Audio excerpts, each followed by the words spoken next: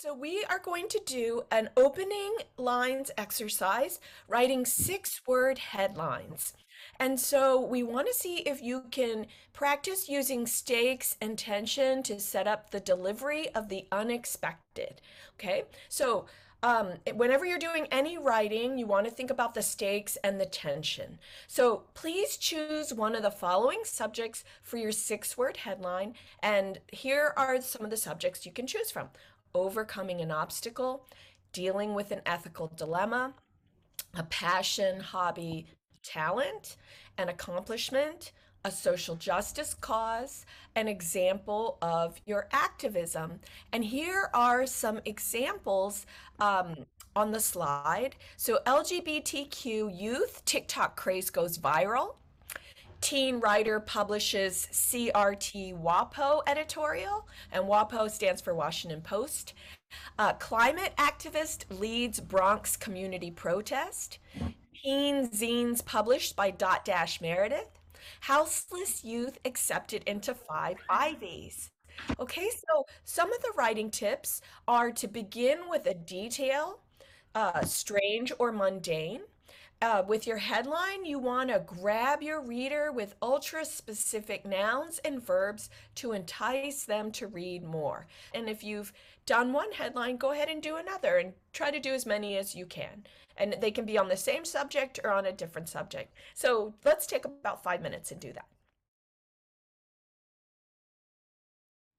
Okay, so we're going to talk about what makes a great college essay, what makes a great personal statement. Okay, so here are some questions that we developed for you to prompt you and to get you thinking about what you want to put in your college essay. Okay, so think about what contributions you will make to your college community. All right. What story isn't told by the rest of your applications?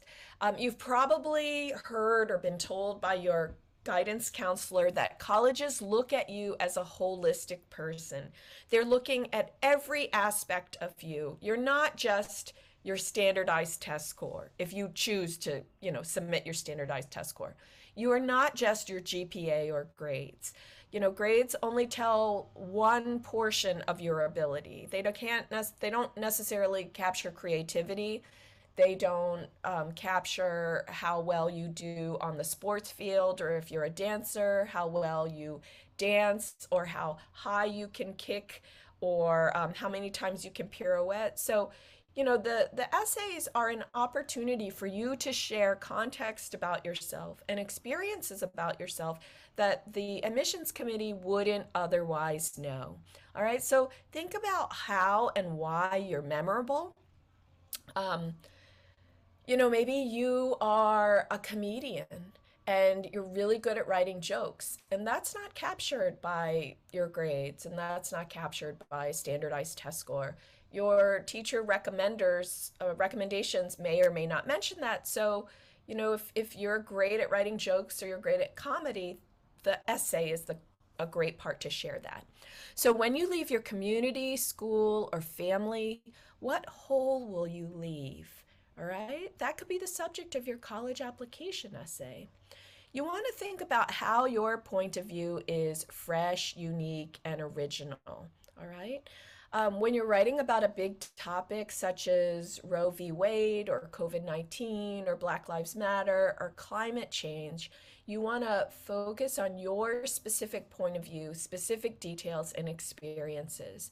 And that's really important, that each of you is a unique and special individual, and you want your writing to reflect that. You want to use details and language that are specific to you, that only you will notice. Okay, so if your application essay sounds as if anybody could have written it, you want to do revision, you want to rewrite it.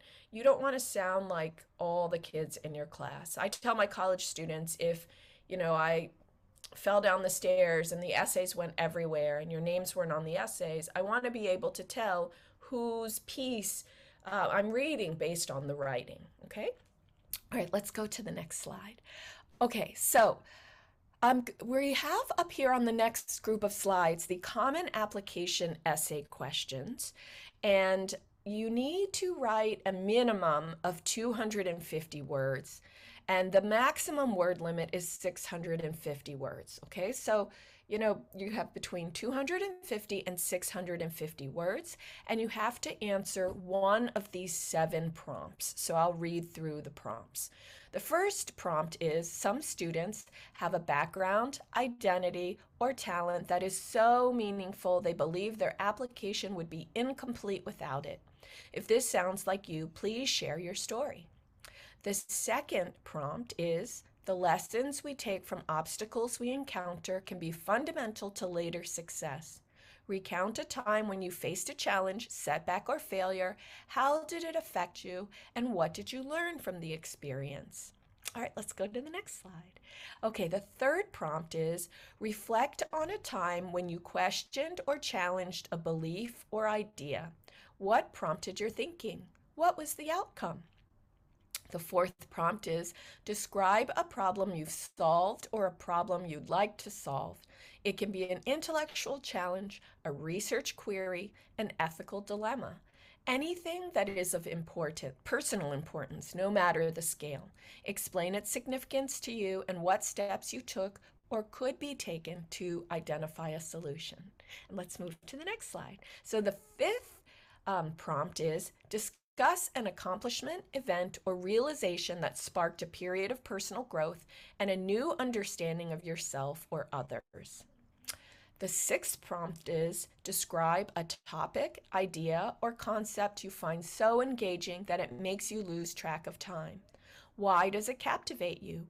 What or who do you turn to when you want to learn more? Okay, and then the seventh prompt is: share an essay on any topic of your choice. It could be one you've already written, one that responds to a different prompt, or one that is of your own design. So as you can see, you can write about anything you want for your college application essay. And I know that sometimes it can be hard to choose a topic or choose a subject matter. And what you want to think about is, the questions that we had in the earlier slide. What makes you memorable? What can you share about yourself that makes you unique? Because when the college application committee is putting together a class, they don't want to choose a class of all the same students. They want students to have an opportunity to meet students who are not like them, who live in different geographic areas, who have different interests. They're building a class so that the cohort enriches the community. All right, and you want to think about what you will contribute and what makes you unique. And so if you have, for example, a subject in school that you want to study when you're in college, think about an experience that showcases your learning and how you want to continue that learning. Another good topic is to show how you've overcome a challenge or an obstacle, because that shows resourcefulness and grit. But at the end of the day, it's your writing that's the most important, and how you convey what a unique and authentic person you are. Okay, so let's go to the next slide. All right, so I started talking about this, and if you take away only one thing from the workshop today, I hope it is that you be your authentic self. All right, that's the most important thing. You want to write these essays yourself and to have it in your voice, not in the voice of an adult. College application committees can tell when it's the parent or a teacher or even a tutor that has rewritten the piece. You want to be your authentic self. The admissions committees don't expect you to have started a business or cured cancer. They expect, your age group appropriate activities. So please don't be afraid to be your authentic self. Don't be afraid to write about yourself honestly. It's okay to show vulnerability in your piece. You don't have to be perfect. What you want to show is how your mind works. Who are you as a person? What kind of people do you relate to? What are you afraid of, and what do you hope for? And what do you believe? Okay, so talk about yourself and be authentic and be genuine. You don't want to be shy and modest, okay? So, details. What do you notice that nobody else notices? Use your five senses and be specific. Dialogue. It's a great way to provide context and information. So, dialogue is, if you're reading fiction, what is in quotation marks. If it's nonfiction, it's what somebody else says, quoted directly from what that person says. So, what are the words or phrases that they use? People have different patterns of speech, and so capturing that authentically can convey information about your community or your school or your family. Nouns and verbs over adjectives. So if you want your reader to know your sibling is annoying, don't say they're annoying. Show how they're annoying. Maybe your younger brother always kicks your chair, always kicks the dinner table, so the dinner table is always shaking. So, instead of saying they're annoying, you can say the dinner table always shakes because my brother is jiggling it with his foot. And jiggling, as opposed to moving, is more specific. So what do they do to you? How do they sound? What did they do that nobody else would be caught dead doing? Actions speak louder than words. Show, don't tell. So the hook. The hook is a term that's borrowed from journalism, and it's about having a great opener that situates us in the middle of the action. All right, so you can use dialogue, proclaim a want, or make a statement. All right, so humor. If it is organic to your piece, use humor, because the admissions committee, they're raising thousands of applications, and a great way to be memorable is to have authentic humor in your piece. You don't want to write something just for shock value, just in order to stand out, but you want the humor to be authentic and genuine, not to be like corny or cliched. All right, and the most important thing is revision. You want to give yourself time to write a crappy draft and then revise, and then work on it some more and revise. Ideally, you want to have at least 3 revisions. It's very difficult to write an effective essay the night before something is due or with only 1 pass. I asked my college freshman, because my daughter was applying to college, I said, what's your number 1 piece of advice? And a kid said, don't wait till the last minute. Don't write the stuff the night before. And I guess he wrote the stuff the night before.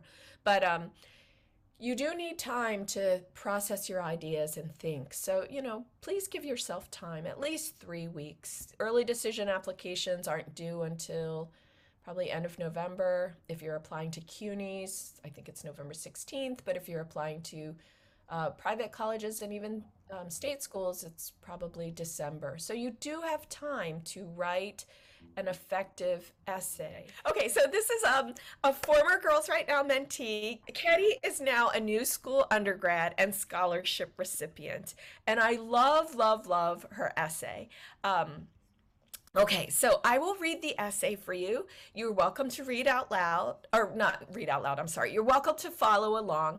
And then what I'll do is I'll talk about why we chose this essay as an example for you and how it is working. And FYI, we have more sample essays at the end of the agenda that you can read on your own. And what I want you to practice doing is looking for the hook, looking for the specific details that the writer uses. What nouns, specific nouns or verbs does the writer use? What sensory detail does the writer use? How does the writer reveal their authentic self in the piece? Okay, so think about that as I'm reading it. And again, we have other sample essays at the end of the agenda for you to look at. And we also have a link to the New York Times. Ron Lieber, who's a columnist for the money section, every year he asks college students to send in college application essays that deal with socioeconomic factors, money, class, jobs, work. And I love his column, and he always picks out fantastic essays. So that is a way that you can look at essays every year. He picks out between 5 and 7 and shares them. And I shared my favorite ones at the end for you. Okay, so I'm going to read this out loud. I just wanted to make sure you know that there are samples. There are more samples. And the goal of sharing all of these samples with you is to encourage you to be authentic and to be yourself. You do not need to write your essay the way these writers wrote their essay. This is not saying this is the way you need to do it. Instead, what it is to show you that there are many different ways to write your essay and for you to own your writing and for you to develop a creative and fresh original way that is yours, okay? So I will read Ketty's draft. Now, I cannot read the medieval Georgian that's at the top, but I can read the translation that Ketty has put underneath it. And the quote is, "Then he said, 'Weep not, my daughter, but hear what I'm about to say. You are a king, named by me a sovereign today, the knight in a panther's skin.' I was only 7 years old when I was gifted my first copy of the epic poem describing the coronation of Tamar, the powerful king of Georgia, who was a woman. Not being able to comprehend medieval Georgian, I would quickly skip through the masterpiece that I then deemed boring and land on an illustration of King Tamar. I studied the piece carefully in awe. Sitting on her marvelous throne, her dress illuminated by precious stones and fabrics, Tamar gazed down as the most respected men of the Georgian intelligentsia bowed down to her. Her ornate dress and intimidating gaze were enough for my 7-year-old self to be enthralled by the king, who never really dethroned from being a subject of my fascination. Years later, having learned to read medieval Georgian, it was not the sparkly jewelry and vibrant dresses that caught my attention, but rather her title that read, 'A King.' A title that tore down the walls of gender norms, broadening my idea of what I could achieve as a woman. Without realizing it, I had grown up believing I could be anything, even a king. In most modern languages, the title is associated with a male ruler, but the terminology was not so constricted in medieval Georgian. In order to avoid puzzling readers, however, her title is often translated to Queen Tamar in English. Seeing this interpretation frustrates and saddens me. The meaning behind her title, along with the impact it had on my identity as an ambitious young woman, was lost.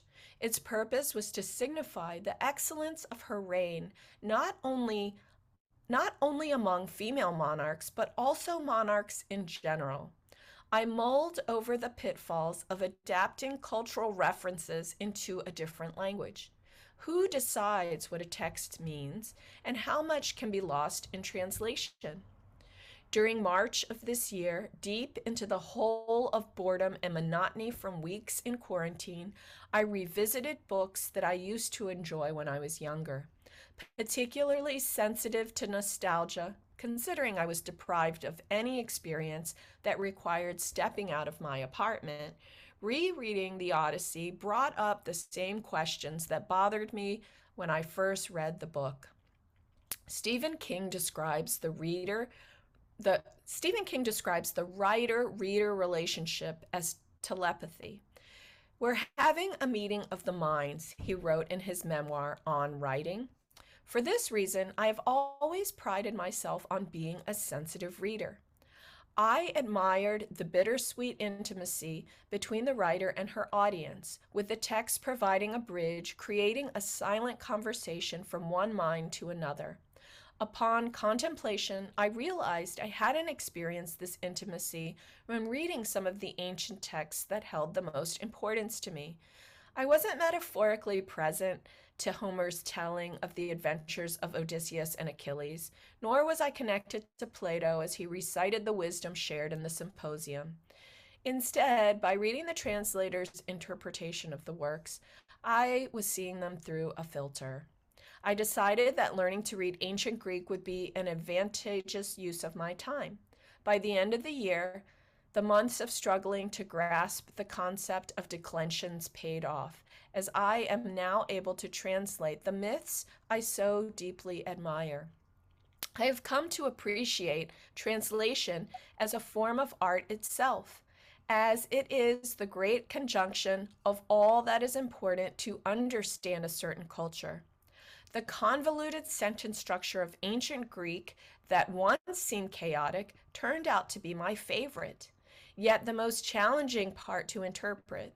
I noticed it highlighted the lyricism of the ancient language, something so hard to grasp in modern languages, which are constricted with grammar rules. I came to see this lack of structure as a reflection of their society that valued freedom. I am finally able to grasp the concept of eros, philia, or pragma that would all be under the same label of love in English. Single words such as panaurios, which invoke an entire myth, these can never have the same significance in English. Ancient linguistics serve as a map to ancient antiquity. Understanding a language opens a gate to a perception of the world that was vastly different from ours. It gives me access to the mind and soul of storytellers. It gives a king a rightful title. Okay, if we could go back to the first slide of Ketty's piece. I just want to point out some things that are effective. So there, Ketty uses a quote from The Knight in the Panther's Skin, right? So up front, Ketty puts the medieval Georgian and then the translation. So Ketty is showing, and in the essay, Ketty tells, but the very beginning shows us what her piece is going to be about. She also quotes from Stephen King in the piece from his memoir On Writing. And, you know, Stephen King is a popular fiction writer who is so prolific. You know, he's going to go down as literature and be remembered as literature, I think, in the future. But what I love is she has the ancient Jordan myth. She has Stephen King. She relates to Homer's Odyssey, right, which is another ancient text. And what I love that she is showing and telling us is what she did during the pandemic. Everybody was locked up, you know, for a year and a half during the pandemic. You weren't able to do sports, you weren't able to do dance, you weren't able to be with your peers. And what do? We all experience that. And what I love about her essay is it shows her motivation, her self-motivation to teach herself ancient Greek, to learn medieval Georgian, to translate ancient texts. That's what she did with her time. And that is not saying that you need to do that in your time, but this is an example of what she did during quarantine to keep herself engaged, to keep herself, you know, stimulated. And I think it comes through in a really beautiful and specific way. And then there is the commentary about gender and about her, and what I love is how she relates to gender. So Tamar is female. There's no gender specific word in medieval Georgian for a monarch. But how it's translated into English, in some versions, King Tamar, in some versions, Queen Tamar. And what I love is that Ketty relates to Tamar by saying that Ketty is also an ambitious young woman. And we see that ambition through her teaching herself these ancient languages to be able to read the texts in their original language and not be hindered by a translation that is not quite right. Mariah wrote, she mentioned an issue in multiple instances and then came up with a solution. Fantastic, Mariah! I love that you noticed that. Yes. And that's something that one of the prompts asked, right? What was the solution that you discovered? So, you know, Ketty's piece, I think, hits a lot of the techniques that we were talking about and also answers multiple prompts. So as you can see, you know, with the seventh prompt, which is write whatever you want, you really have the opportunity to answer the way you want to. What we would like for you to do is to choose one of the common app questions, and you will spend about 20-25 minutes writing a draft, okay? If you've already written a draft, write another one. If you want to revise the draft that you've already written, go ahead and do that too, okay? So we're going to spend about 25 minutes doing that. You can read the prompts on the slide yourself. If you're stuck and you don't want to answer one of those 7, we have some prompts that you could answer on the right-hand side of the slide. Do you have an article of clothing that tells a story about you? Is there an object in your life that holds great meaning to you? Do you have a favorite book, movie, poem, artwork, music, or sport? Okay, and one of the additional essays that we have at the end of the agenda, the writer writes about a bench that is important to her culture. Her parents are Polish immigrants, first generation Polish immigrants, and so she writes about the bench's importance in Poland and for her as a first generation American. So go ahead and write for 25 minutes and then we'll come back together. That being said, we can move on along. We are so excited to have with us here Dotdash Meredith employees who are going to do just a quick employee insider. And what this is we have our mentors for the day come on and really just give a bit about their professional journey, how they got to where they are, a bit about what they do in their roles. Thank you so much. You are our first employee insider. Terzi is the SVP of Client Partnerships at Dotdash Meredith. I'll let you take it away if you can talk about your professional journey. Thank you. So, like I said, I grew up in Turkey, and there was a used bookstore near where I lived, my apartment, where people, officers who work and families who work for NATO would dump all of their magazines and books before English language magazines or books before they left and went back to the US. So I would buy them from there, and in hopes of them helping my quest to learn English. English is not my first language, it's my second language. And I started learning when I was in 6th grade by reading David Copperfield at school, which is horrible. So quickly I transitioned into, Glamour and 17 and Tiger Beat and Teen Beat and all of the magazines that I found at this used bookstore. So that's all I wanted to do ever since 6th grade, work for magazines. I went to Mount Holyoke in Western Massachusetts, and during my junior year, I emailed, at the time there was email, I emailed New York Magazine, said, I really want to work for you. I figured I really want to move to New York, and the best place to learn about New York is New York Magazine, so I should work there, and I will find out, more about New York Magazine. They said, we don't hire interns, come back when you graduate. I did, they hired me. However, I always thought that I wanted to be an editor. I applied for an editorial assistant job. Caroline Miller at the time was the first female editor at New York Magazine. She was hiring to replace Vanessa Grigoriadis, who was moving on to be junior editor. And I got hired. I got the job, and I went into the HR office, and they told me what the salary was. I started crying because there was no way I could make life work with that salary, being an international student trying to move to New York with a bunch of roommates. So they felt really bad for me and said, do you want to go into sales and marketing? Because that pays a lot more. And being misguided in my attempts to work at a magazine, thinking that it was all the same, I took the job in sales and marketing, and I ended up loving it, and ended up staying in client partnerships, working with advertisers instead of writers. And do I regret it? Yes, sometimes I regret it. But at the end, I was able to work at magazines my entire career, over 25 years now. I was able to raise my daughter on my own. I became a single mom at one point, and having a really good job really helped me raise her in New York City. And now she goes to Syracuse, Newhouse School of Communication, kind of following in our footsteps.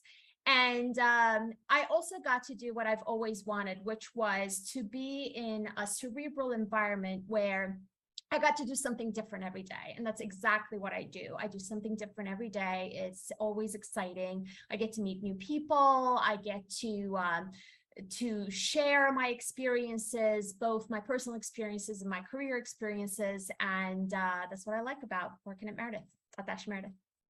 Next, we have Sabrina Rojas Weiss, who is the senior commerce editor at Parents, one of Dotdash Meredith's properties. Sabrina, I'll let you take it away. Hi, everyone. Yeah, so I came to college in New York City at Barnard College, and I was an English major there, but I always say I barely use anything that I learned actually in the classroom. I mean, it was awesome, but what I really took away from my career was the internships I had while I was there and the school newspaper. And it was like, that was our training ground, because it was liberal arts education is not really training you for a job at all. So my first job out of college was at a bridal magazine, which was very silly. But right after that, I moved to tvguide.com, and it was kind of a dream job for a young person there. I got to I got to interview celebrities, write TV recaps and reviews, interview reality TV stars, things like that. I went on to work at MTV News and at VH1, and gradually became more of an editor, and where I was able to decide which celebrities we were interviewing and things like that. So then I left, I had a kid, I left and became a freelance writer, and sort of lost interest in entertainment journalism.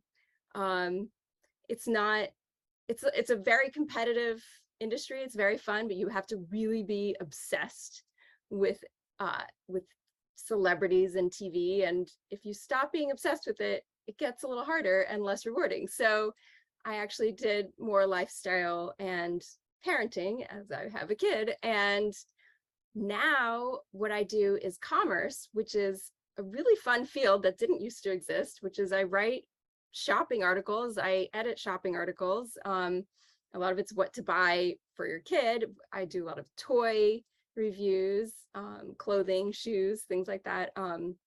And it's just a really exciting field because everyone wants to learn about what they're going to buy before they're buying it. So a really fun thing that we do now is we have a testing lab where we get a bunch of the products that we're going to write about and, you know, beat them up. We have like little obstacle courses for like strollers and luggage, and we really test it out, and then we write about it. I assign another writer to write about it. It's really cool, and I feel like it's actually very useful stuff for people to read. So that's my story. And last but not least, our final employee insider today is Hannah Agran. She is the executive editor at Midwest Living. Hannah, I will let you take it away. Thank you so much. Yeah, hi. I will add to this. I'm another liberal arts person who kind of didn't go to journalism school or whatever. I went to college at Brandeis University, which is outside of Boston. And when I went to college, if there was one parting piece of advice I could give at this stage that you're at, it's okay if you don't know what you want to study when you go to college. In fact, I think it's a good thing, because college is like the last time you're going to have in your life where people are just giving you this cool menu of options of things to study and to take classes in and to figure out what interests you, or to just take something just kind of for fun. And it was by trying out different classes that I found American Studies, which is kind of a mashup of American history and literature and culture, film, gender, all kinds. Anything qualifies as American Studies, which was part of what I liked about it. And I had no ambitions to be a journalist particularly, but about halfway through college, I had this realization that I really liked writing. I always knew I liked writing, and I knew I was pretty good at it, but it had never really occurred to me that if I didn't choose the right career, no one was going to be assigning me writing projects anymore, like the way you do in high school or college, that I should probably choose if this is what I wanted to do. And that was how I ended up taking my first journalism class. I didn't major in journalism. I did a minor in journalism. And like I think Sabrina said, I had a couple of internships. I do feel that I use my American Studies major in the sense that anytime you're writing about anything, anytime you're reading about anything, you're becoming a more inquisitive and curious person, and that makes me a better journalist and editor and better at what I do today. But obviously in my journalism classes specifically, I got more specific practice at the things I was going to be doing. I had internships at Cincinnati Magazine, which was my hometown city magazine, and also at The Atlantic, which at that time was still headquartered in Boston. It's not there anymore, but it was then. And yeah, really had the good fortune where I'm based in Des Moines, Iowa, which is where one of Dotdash Meredith's big corporate offices is. And I'd never been to Iowa before I got this job. When you're applying for jobs, it helps to have an open mind to where you're going to move. And so I've landed in Des Moines, Iowa, and now been at Midwest Living, the magazine that I work at, for almost 16 years. I've served in a whole variety of roles and just kind of wound my way up to the leadership role that I'm in now. The thing that I love most about my job is the thing that I found out through my internships, which is that I love in magazines the way that you have to really collaborate. It's not like you're just writing in a vacuum and that your words are going to someone else and they're going to lay it out and you don't ever touch it again. The pictures, the typography, the fonts, all of that is all part of the puzzle that makes a magazine story what it is. It's part of what's cool about a lot of digital media today too. And that interplay between the visuals and the words was very exciting and fun to me. And it's still the part of my job. There's plenty of boring parts of my job, but it's the part of my job that drives me most creatively still today, is all that visual and word interaction that happens in a magazine. Oh, that's beautiful. Thank you so much, Hannah. I think, yeah, a lot of what we do here at Girls Right Now takes that sort of solo action of writing and makes it really collaborative. And so, yeah, very much feel that as well. Thank you all so much for telling us your story. So just a few key takeaways to mention before we head out for the day. First of all, please do continue working on your essay. I know I sometimes it takes draft after draft after draft to really get to a place where you are feeling good about it. Do not worry about it being perfect right now. There's still time to work on it. So please do continue to do that. You can go back and read the sample essays, both the one that we shared with you today earlier with Susanna, but also there are a few other examples in the lesson plan that you can check out. Read those, see what resonates with you in those essays, and see if there are ways that you can emulate that. Definitely review the self-editing tips as well that Susanna talked about and are in the lesson plan. And then practice active listening with the people you trust. So the same way that you did in your breakout rooms, really listening to what one another were saying, you can also practice those tactics with friends, family, and with mentors.